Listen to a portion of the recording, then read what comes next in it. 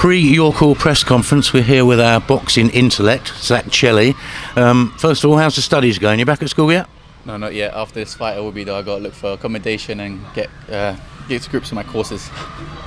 I guess, I don't know if it was planned on your part, but this fight has fallen perfectly in terms of you can be a full-time pro for this fight with being a uni student, having sort of 3 months off. Yeah, that's true. I took that opportunity to take a training camp in Tunisia, which paid off really well. Unfortunately, the tan is already gone, but yeah, I'm happy with that. I remember speaking to you when the fight was announced, and you were saying you were going off for a little camp in Tunisia, and you were saying, but with the heat wave across Europe and places like that, but you could potentially be training in 40-degree heat.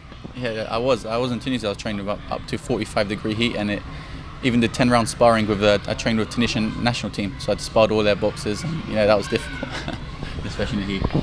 How much does that take out of you? Is it a lot different to training at home?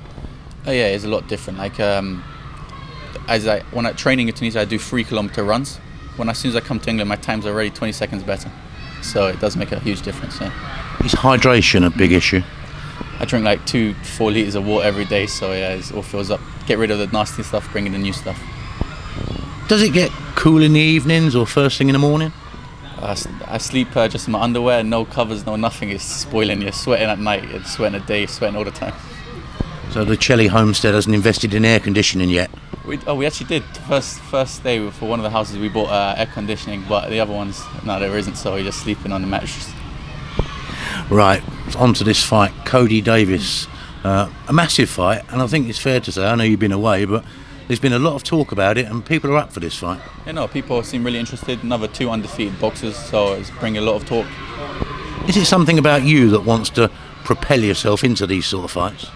I believe I'm ready for them. I train hard enough, and I've been pro for nearly 3 years now, so I believe now's the time, and especially a British title eliminator is my dream, to be a British champion, so I'm going to go for it. Is it fair to say you're just a man in a hurry? I wouldn't say hurry, I'm a man with a plan. Man with a plan. This fight, people might not have noticed, is a eliminator for a light heavyweight British title. Tell me the thinking behind that move. Well, the opportunity, I think I was going to fight for a British title anyway at super middleweight eliminator. But as I'm moving up in weight, I'm grateful that this came into play as well, that I could fight it at light heavy. How long were you struggling at super middle? Well, as I told you before, since the Umar Sadiq fight, honestly, the last 2 weeks I was just eating like salad and cutting down on food. And then the opportunity came for a Southern Era title, but at super middleweight, and I wanted to take it. I wanted a title, so I struggled even worse for that one. And I'm naturally growing now, and this suit doesn't fit me. I bought it like 3 months ago, so. Did it have an effect in, say, the last knock-ins of the Umar Sadiq fight? Because people say you gassed a little bit.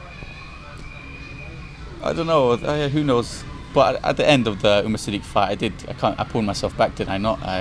It's the last round. I won that clearly, and he's the one who gassed out the end. It's just because you're a lunatic, though, isn't it? I got the heart of a lion. That's why.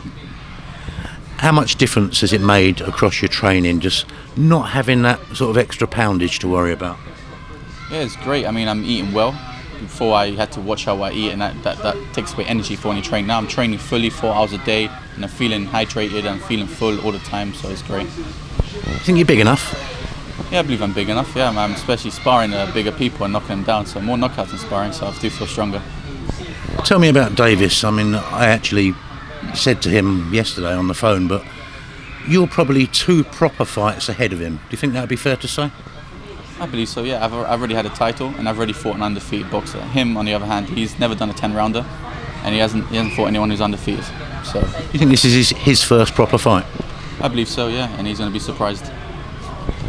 He's got a very good amateur pedigree. He sort of will state that in, to make out, but he's the favourite in this fight. What do you know about it?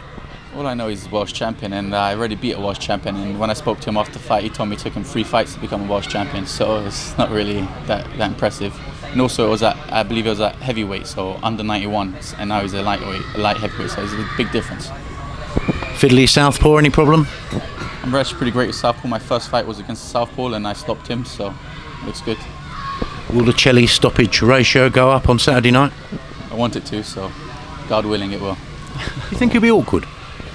Yeah, I've seen how he boxes, but I'm really good with southpaws. I know what to do with them, and they won't see it coming. They won't see my punches coming, especially the way I box with them.